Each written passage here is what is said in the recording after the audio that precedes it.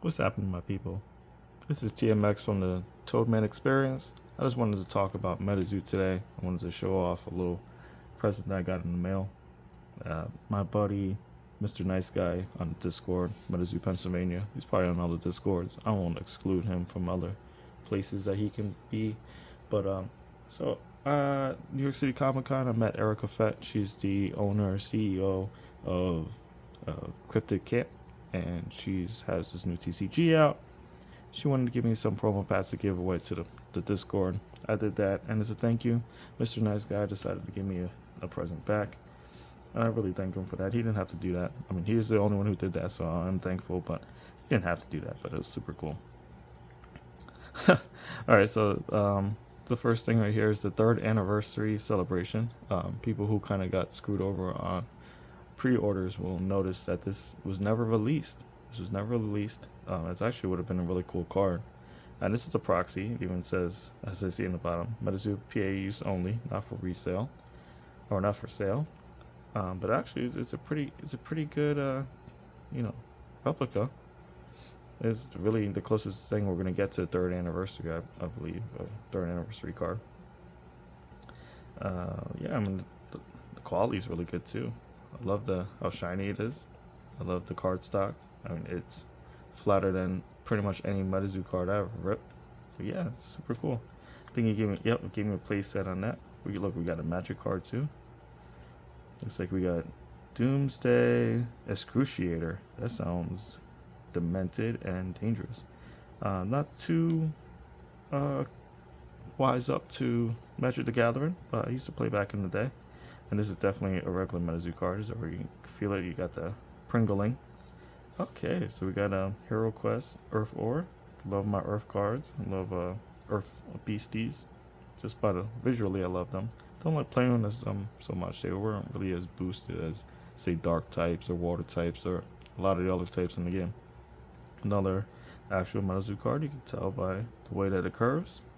All right, the Priestess, Swamp Priestess. That was a big card back in the day. You paired it with that dragon, that lava dragon, and it kind of wrecks stuff up. So that's pretty cool. That's a CN card, CN2. I think they were only on the decks, so that's really cool. That was a chase. That was the chase out of the decks. Oh, and a Piazza Bird. That looks like the big box. I think the big box is a different art than the CN. Yeah, it's definitely some kind of promo. Has a little promo there. Afton is the artist in that. I think that is probably my favorite Afton design. That's pretty cool.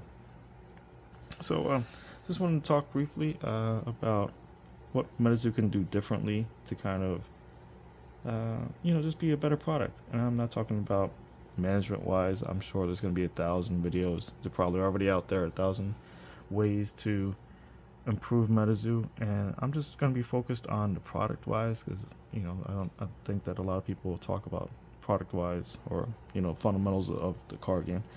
Anyone can make a card game. Anybody can, design their own TCG. But doing the multiple sets and keeping it balanced and all that and making it profitable, making it popular, those are the things that require more than just a person with a printer or an artist with a spare time to do so. So I think they really need to refocus on what BCs they use and what BCs that they spotlight. And I know Charlie talked about it a little bit, but I don't think he really emphasized what that meant. And he's worked with Magic the Gathering, Pokemon before, and Pokemon in the United States, 1998 is when Red and Blue came out. 150 Pokemon, 151 when you had, the game Shark, and then 2 years later was again in the United States was when Silver and Gold was released, and they added another 100 Pokemon.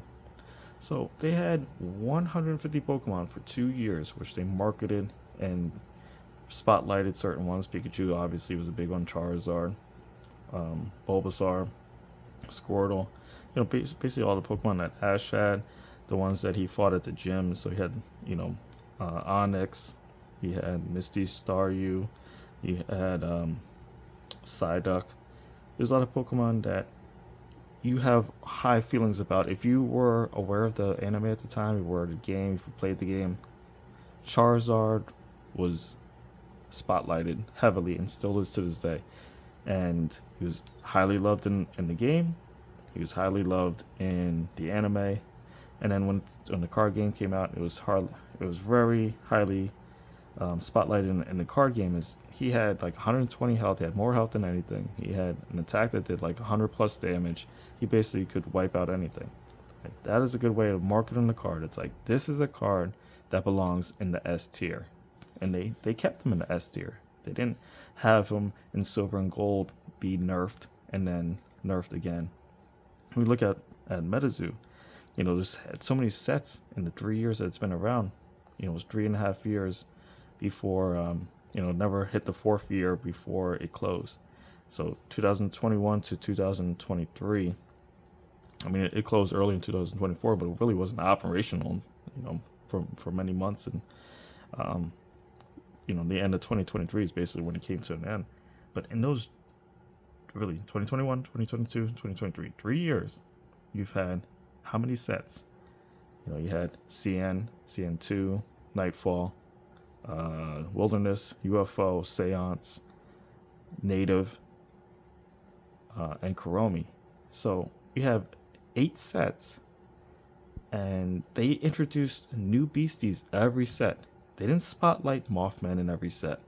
They didn't spotlight Piazza Bird in every set. They didn't spotlight Jersey Devil in every set. They kept adding new beasties. Almost every set had brand new beasties, and they didn't spotlight them at all. They just put them out there. Some of them were chase because they were rare to get, but they weren't necessarily chases because people wanted to chase them. And I think that's a real big mistake. Cumberland Dragon was really easily obtained. Wasn't very strong of a card. And then they did all these plushies and promos and all this other stuff. And really, I mean, it was a great looking card. I don't know anyone who hates Cumberland Dragon, but it could have been so much better, so much more appealing to the fan base, just for an example. And I just think that they should focus on a small number of beasties until they know, hey, people like these, this, and this. And then you have, you're obviously going to find ones that people love and people hate. And some people can love one and hate others. And then another person will do the opposite. And that's really cool. I think that's important, that we shouldn't all love the same ones. But really, there shouldn't be one that's like universally hated and spotlighted. That's an issue. And, you're going to have ones like that. You're going to have your Dunsparces, your Cleflas and stuff like that, who people just widely don't like. And that's good. Then you're like, oh, well, we won't give that one a spotlight. We won't put that one in the next set, or we'll nerf him, or whatever we got to do. But I think it's important to just have that in the mind. That's like, hey, what can we do to give people what they want, and also make sure that it stays in that level of importance? Because everyone loves the priestess in MetaZoo. She wasn't spotlighted again. She was meta for a little bit, and we never saw her again. I would love to see her in future sets. I'd love to see what the lore was with her, and that's just an example. I love Jersey Devil, and I feel like Jersey Devil was not widely used. The one card is really powerful, but it wasn't powerful once you got down to native and future sets. And I think that they could have brought Jersey Devil back, because Jersey Devil is widely regarded in outside of MetaZoo.